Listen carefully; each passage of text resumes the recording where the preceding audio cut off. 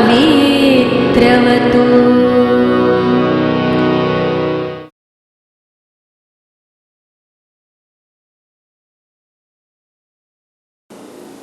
We are going to study polar coordinates.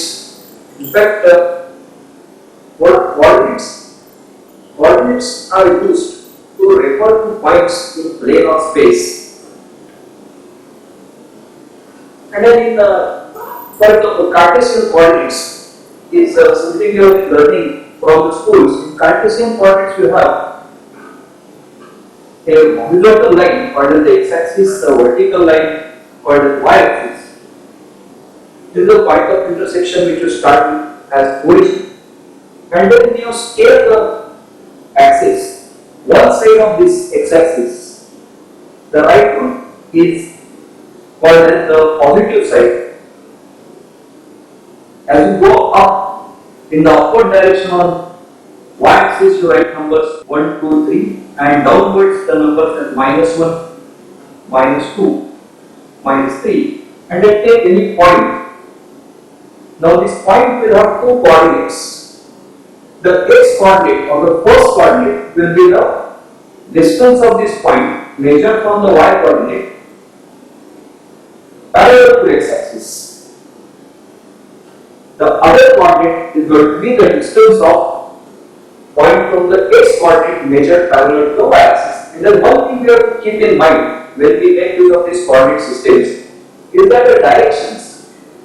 Once you have said that this is the positive direction of x-axis, then any distances measured in this direction will be considered as positive, and any distances measured in this direction will be considered as negative. You have studied this system for 11th and 12th standard, and in that you have studied the straight lines, their equations, circles, parabola, hyperbola. So, what is the use of these coordinate systems?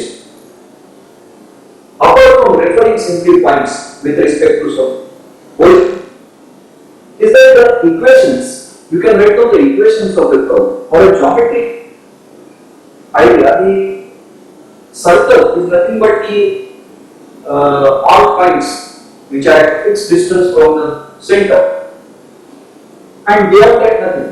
But when you take coordinates, then you can write the equation of this circle. For example, if I take a circle which is passing through these points 1, 1, 1, 0, 0, 1, centered at the origin, then I can write the equation of this circle as x square plus y square equal to 1. And then studying of all properties of circle becomes easy through the equations. That is the advantage of coordinate systems. The other coordinate systems, apart from Cartesian coordinates, is in 2 dimensions.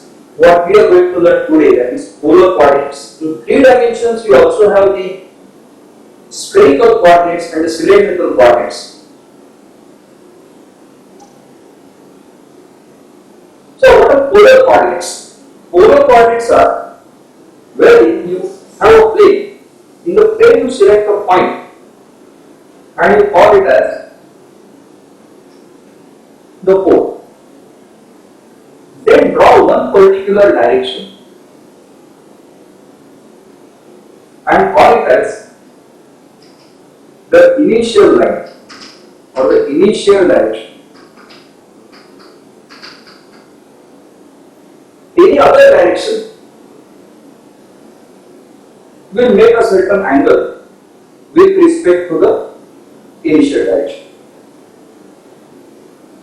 The angle can be measured either from here to here, anti-clockwise that is, or from there to here, clockwise. So conventionally in the polar system, the angles will always be measured positive in an anti-clockwise direction. So for example, if there is an angle of 30 degrees here with respect to the initial direction, then this 30 degrees are going to measure in a clockwise direction, which is negative. So I will call it as -30 degrees. There are 2 coordinates associated with any point. If you take a point, the first coordinate is the distance of this point from the pole, which is always going to be either positive or the minimum value will be 0. The second coordinate will be the angle made with respect to the direction OP with respect to the initial direction, and that is going to be measured anti-clockwise. So here in the figure it looks like theta. So any point in the plane can be described with these two coordinates r and theta.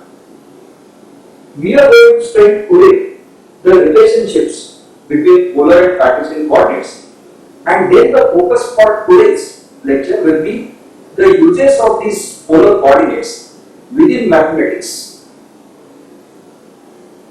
So suppose I have r theta. What we do is we try to match these two systems. That is, we take the x-axis along theta equal to 0, y-axis perpendicular to this. This will be called as the negative x-axis. Negative direction of the x-axis will make 180 degrees or pi radians. So this will be called as theta equal to pi. The positive y-axis corresponds to the direction theta equals to pi by 2, and the negative y-axis will correspond to theta equal to minus pi by 2.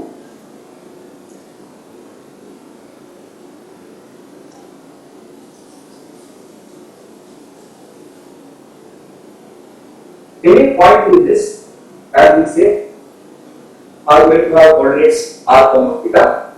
Now suppose you have a point whose Cartesian coordinates are x and y, and suppose I join O with P, the distance is r, and the angle made with O by P with positive x-axis is theta, measured in the counterclockwise direction. Then by distance formula, what is the distance of xy from 0, 0? It will be given by root of x minus 0 the whole square plus y minus 0 the whole square, which is nothing but r will be square root of x square plus y square. If you drop down, now here we have for convenience taken a point in the first quadrant, and if we drop down on the x-axis, then the x coordinate is x, which means the distance of this point A from O will be x. The distance AP will be nothing but y. So as I can see, y upon x will be the opposite side in the right angle triangle divided by adjacent side.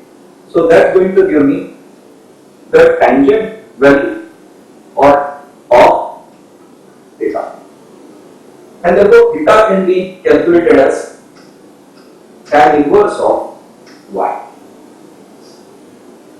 If you look at the ratio x upon r is the ratio for adjacent side divided by hypotenuse. So it will be called as x upon r equal to cos theta, that is x will be given by r cos theta, and y upon r will be sin theta, that is y will be given by r sin. So these formulas we have written. Let's take one or two examples just to understand this formula.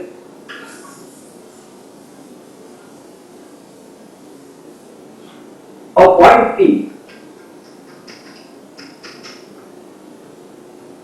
has polar coordinates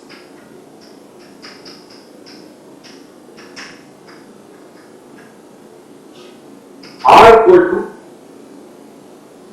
2, theta equal to pi by 6. How will I calculate its Cartesian coordinates? Then the Cartesian coordinates will be given by the formula x equal to r cos theta, that is 2 into cos of pi by 6. Cos of pi by 6 is root 3 by 2, so that is going to be equal to 2 root 3 by 2, which is root 3. And the y coordinate of the same point will be given as r sin theta, that is 2 times sine of pi by 6. Sine of pi by 6 is half, so this will be 2 into half, that is 1. So for the point having polar coordinates r equal to 2 and theta equal to pi by 6, the xy coordinates in the Cartesian system will be nothing but root 3 comma 1. On the other hand, if you have, let's say there is a point Q with Cartesian coordinates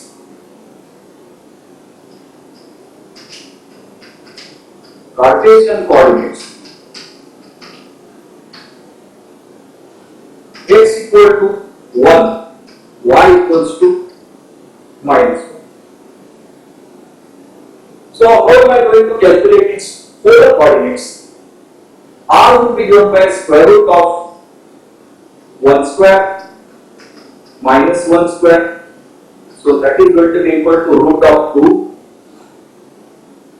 Theta will be given by tan inverse of y by x, that is minus 1 upon 1. So that is tan inverse of minus 1. So what is tan inverse of minus 1? Tan inverse of minus 1 has got two values. One of the values is 3 pi by 4, the other value is minus pi by 4.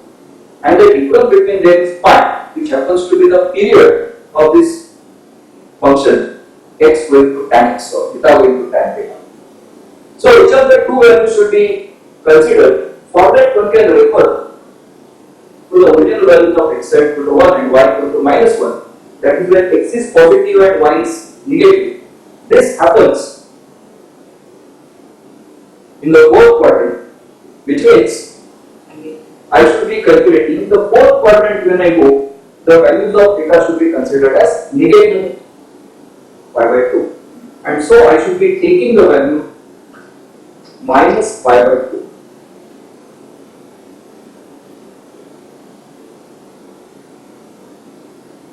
Let's see a few uses of these polar coordinates. Where do we use them? Some trigonometric formulas I have written so that for ready reference you can look at them. This is a quantity in physics called as a bar dot b bar, that is the dot product of two vectors, and its definition in physics is that it is given by product of their modulus magnitudes, product of their magnitudes multiplied with cosine of the angle between two. The question is, if vectors are given to me, say I am given a bar as 3i plus 2j and the vector b bar as 2i minus j. How am I going to use this definition to calculate the dot product? After this definition, I need to actually plot these points and calculate the angle between them, which is going to be difficult. So, in mathematics, we take an alternative definition which is given by a1 b1 plus a2 b2. So, what is a1? A1 is 3, B1 is 2, A2 is 2, B2 is minus 1. The justification for this can be shown using the polar coordinates. Otherwise, one would always wonder that if I have a vector A bar and if I have a vector B bar, let's say this is my vector A bar and this is my vector B bar. So I may consider x axis here and y axis here, or I may consider x axis in some other direction and accordingly y axis in some other direction, then the coordinates are going to change. In both these systems, both these references, the coordinates of A bar and B bar are going to change, namely the values A1, B1, A2 and B2. But still, whichever way I choose these coordinate systems, the calculation A1, B1 plus A2, B2 will have a fixed value. Not only that, this value should match with product of the magnitudes into cosine of the angle. So this is where we can use the polar coordinates. So let's see how.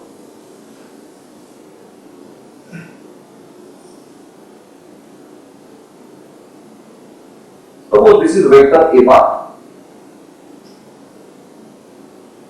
which is A1I plus A2J. Between the point which you draw in the Cartesian plane will have coordinates A1, A2. And therefore, it can also be written as in the polar form if this vector is making the angle alpha with the x-axis. Then this will be written as magnitude of A bar into cosine of alpha. That will be the first coordinate A1. The second coordinate will be given by magnitude of vector A sine alpha. Any other vector B bar, say B1I plus B2J, where I can write the coordinates as B1, B2, will also be given by B cosine of, what is the angle? Angle of this vector B bar made with respect to the positive x-axis, let's call it as beta. And the y coordinate will be magnitude multiplied with sine beta. So let's make a simple calculation of the formula A1 B1 plus A2 B2. What does this formula do? A1 is A bar magnitude cos alpha, B1 is magnitude of B bar into cos beta. So this product is going to be AB cos alpha cos beta plus the other quantity will be AB sin alpha sin beta. So that means it's going to be AB cos alpha cos beta plus sin alpha sin beta, which is nothing but the cosine of alpha minus beta. Somebody may wonder, alpha minus beta looks like negative because beta is larger than alpha. But remember, for cosine function, the cos of any angle and its negative are same. So you can also write it as cos of beta minus alpha, value will not change. Alpha minus beta or beta minus alpha, they are going to give me the angle between the two vectors, and this is the product of their angles. That justifies that this calculation of dot product can also be done. We know the vectors in their coordinate forms.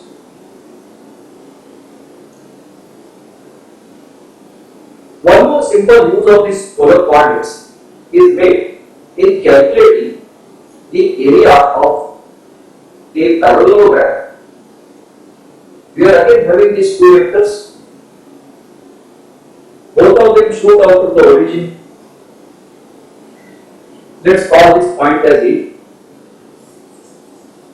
the other point as B. If we take a parallelogram,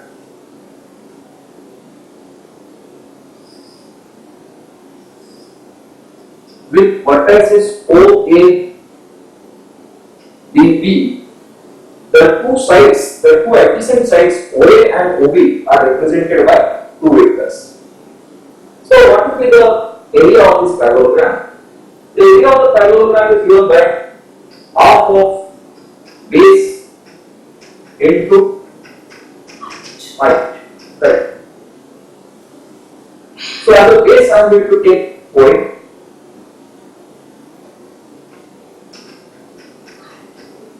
which is same as a bar, that is root of a1 square plus a2 square. And how will I get the height? Height will be obtained now by dropping a perpendicular from B to the base, and then a right angle triangle is seen. So what is the small angle? The angle is nothing but the difference between the angles made by OB and the angle made by OA. So that small angle is going to be beta minus alpha. And therefore the height will be given by nothing but height divided by hypotenuse will be sine of beta minus alpha. So height will be given by hypotenuse multiplied sine of beta minus alpha, which is nothing but height will be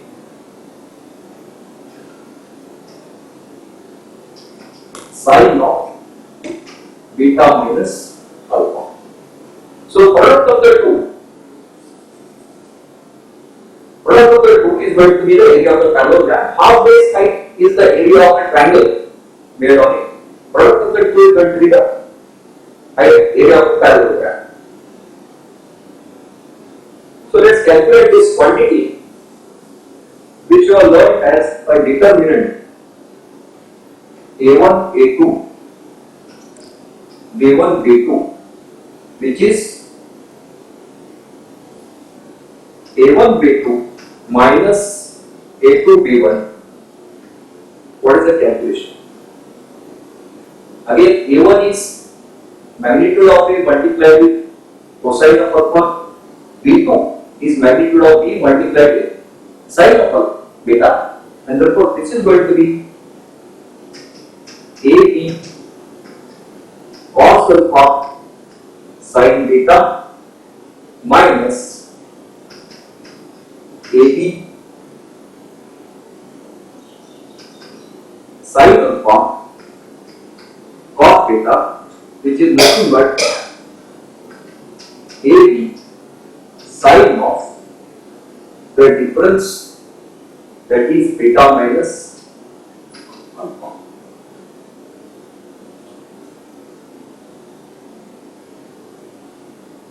This application doesn't end here. This application goes more ahead of this.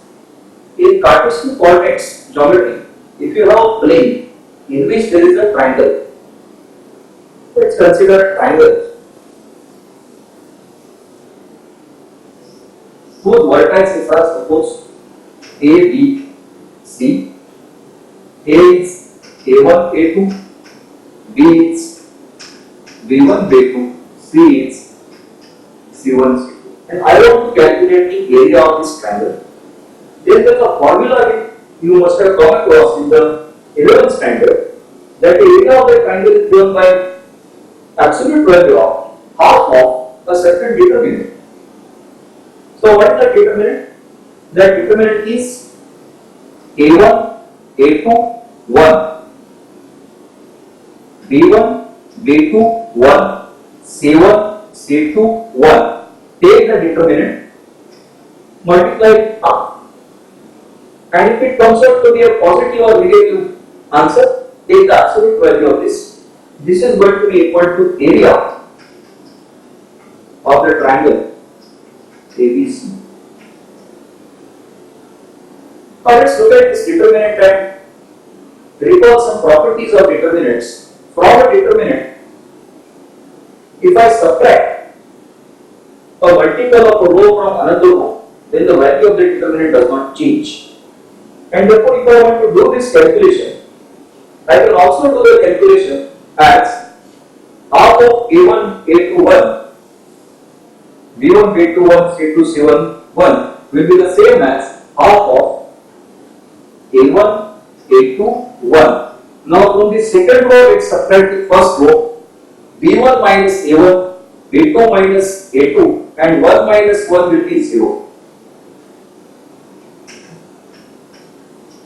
B2 minus A2 and 1 minus 1, that is 0. From the third row again, if we subtract the first row, then that is C1 minus A1. C2 minus A2 in the second column and 1 minus 1, that is 0. Now these two elements are 0, which means if you try to expand this determinant, A1 multiplied with a subdeterminant, that is going to be 0, minus A2 multiplied with the subdeterminant B1 minus A1, C1 minus A1, 0, 0, that will also be 0, which means it is going to be equal to half of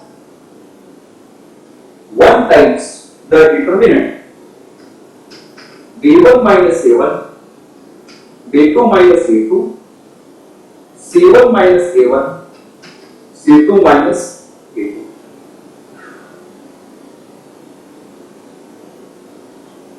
So what exactly are we doing when we are doing these calculations? What we are doing is, we are trying to shift the origin from here to the point A and take a new coordinate system. When we shift the origin from 0, 0 to A1, A2, then from every point in the old system, the x coordinate will now take a new value given by x minus A1, and the y coordinate will take a new value given by y minus A2. Therefore, in the new coordinate system, B will be having the coordinates B1 minus A1, B2 minus A2, and C will be having the coordinates C1 minus A1, C2 minus A2. Which means, I can look at this as, in the new system, a parallelogram is formed by these vectors AB and AC. They will be given, they will be having an area given by this determinant calculation. Half of that will be area of the triangle. Again, one may wonder about one thing, that why is it that this calculation may sometimes give us a positive value and sometimes give us a negative value. So that happens because we do not know. If you are only given the coordinates A1, A2, B1, B2, C1, C2, then we do not know how they are placed and how should we take them. We can take any one of them as the first point, subtract its coordinates from the other. If your points are arranged in a anti-clockwise manner, then this determinant calculation will give you positive area. And if you happen to take this as your starting point, shift the origin here and try to calculate the area of the triangle CBA, then they are going in clockwise manner. So you are going to get a negative answer. The positive and negative answers may also be due to the angle between the two sides.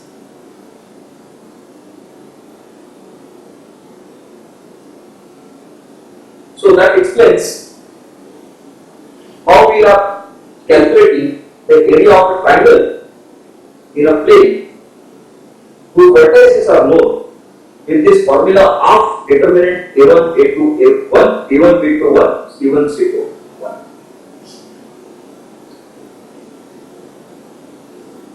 It's quite wonderful to see that in order to calculate the area of a triangle, you are using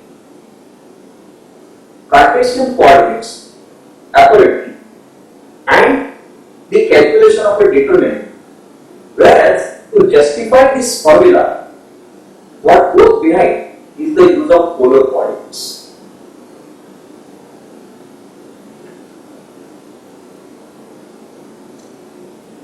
One more use of these polar coordinates, let's see. We have seen the uses in physics, we have seen the uses in geometry. Now let's see one more use is what we learn as complex numbers. So what are these complex numbers? We have learned in the 11th standard these complex numbers can be written as a plus bi. A is the real number, B is the real number, and I is the imaginary square root of minus 1. And then they can be added and multiplied just like real numbers. When you look at a plus bi, they can also be represented in the plane.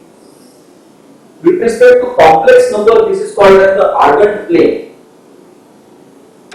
The x-axis is called as real axis. The vertical axis is going to be called as the imaginary axis.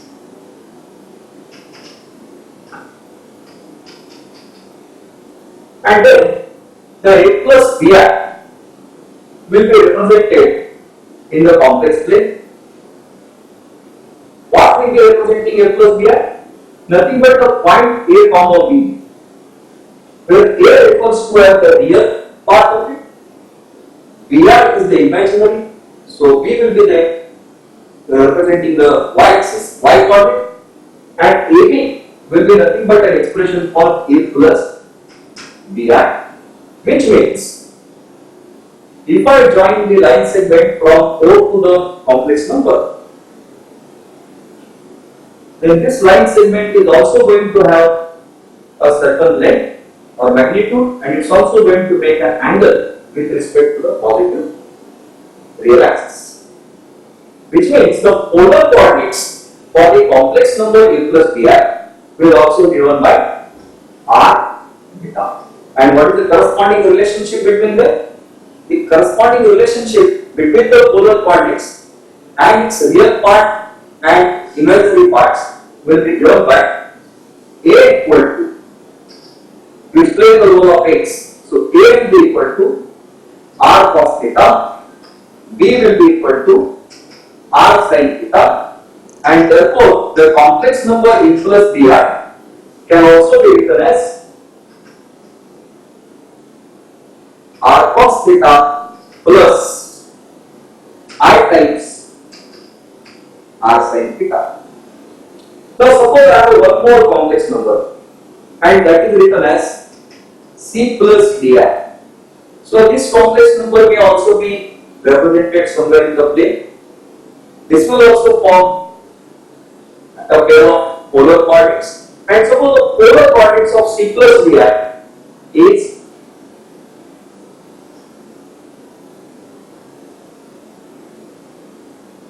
p alpha.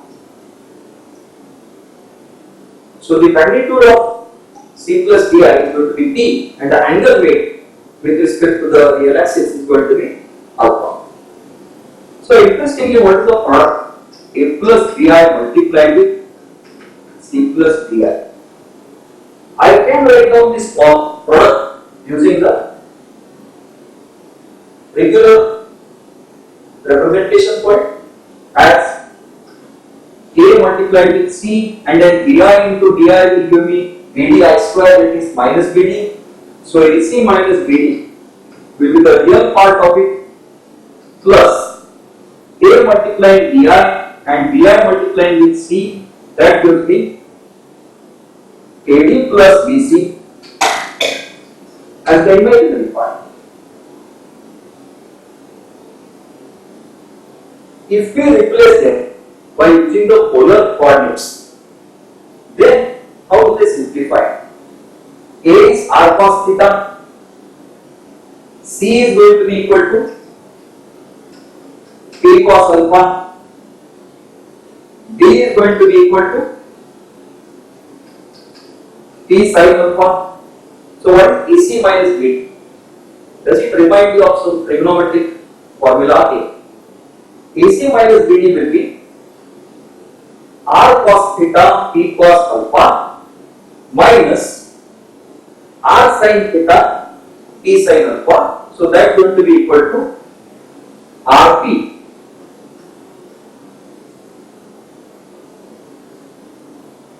cos theta cos alpha minus sin theta sin alpha.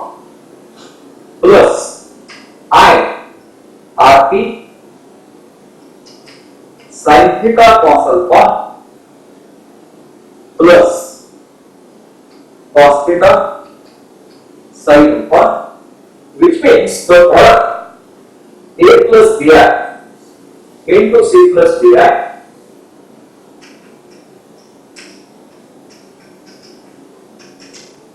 will be written as Rt cos of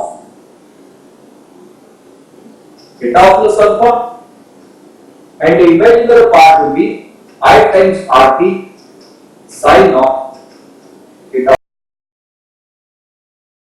So which complex number is being represented here?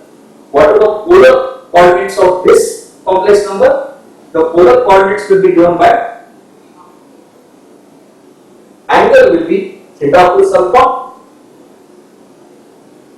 and magnitude will be r times p, which means that whenever we take two complex numbers and multiply them, their magnitudes will multiply each other and their arguments, namely the angles, are going to get added with each other. So what will happen if I have a situation like this? I have a complex plane in that with r equal to 1 I have drawn this circle. So all these complex numbers which are on this circle, they are having their polar coordinate r part as 1 and theta can be. If I take any two numbers on this and multiply, what will happen?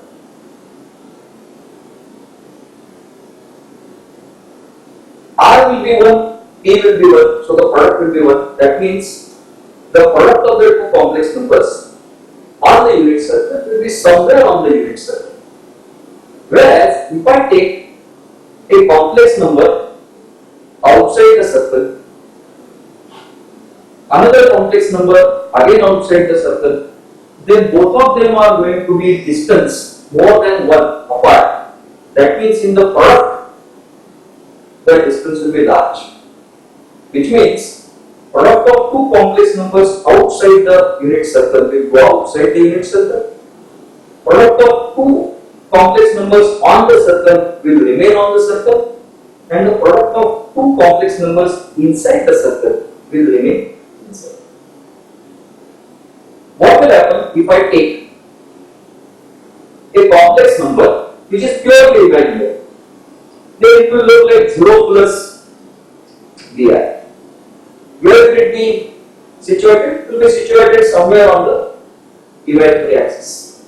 So what is going to be the radius and what is going to be the argument?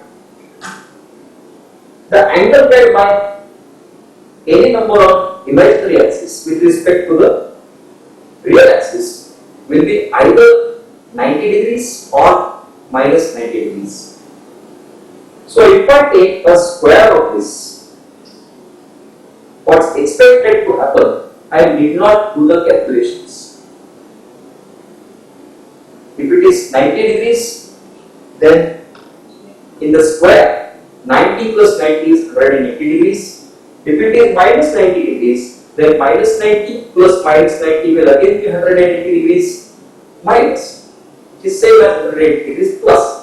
That means if you take any two numbers, any number on the imaginary axis and take it square, then the square is going to be a negative. Use of this property is made in calculation of the square roots and cube roots of complex numbers.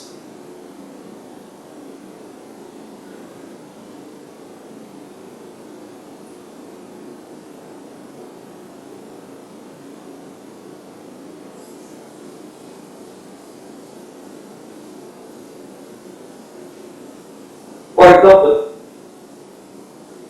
can I calculate the square root of I? So to calculate the square root of I, what we do is, we look at where is this I located. I is located here. which means the distance from origin is 1 and angle is pi by 2 radians, that is 90 degrees. So what are the polar coordinates of pi? Polar coordinates of pi are going to be 1 comma pi by 2. That means I can also be written as 1 times cos pi by 2 plus I times sin pi by 2. Now suppose there is a certain a plus br which is written as r cos theta plus r sin theta I, which happens to be the square root of I. Then root of I is a plus br is the same as saying I is equal to a plus br square. But using the polar form, I can say that this is going to be equal to r square cos 2 theta plus I r square sin 2.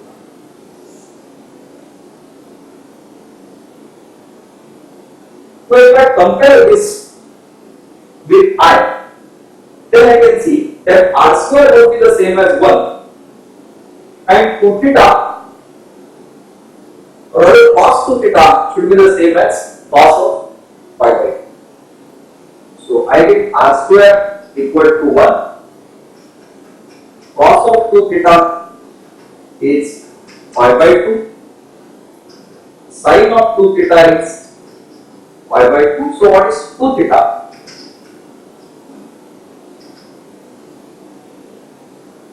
What would be 2 theta?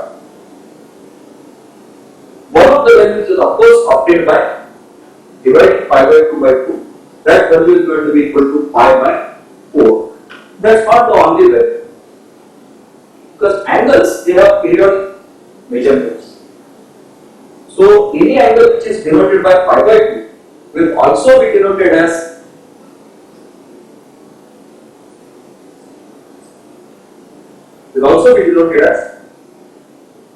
pi by 2 plus 2 pi, which is same as 5 pi by 2, which means the second value for theta will be given by 5 pi by 4. So representing in the RF plane, this is going to be equal to pi by 4 at a distance 1 will be this, 5 pi by 4 at a distance 1 will be this. So these two complex numbers are going to be the square roots of I. And using the same method, you can calculate square roots of any complex numbers.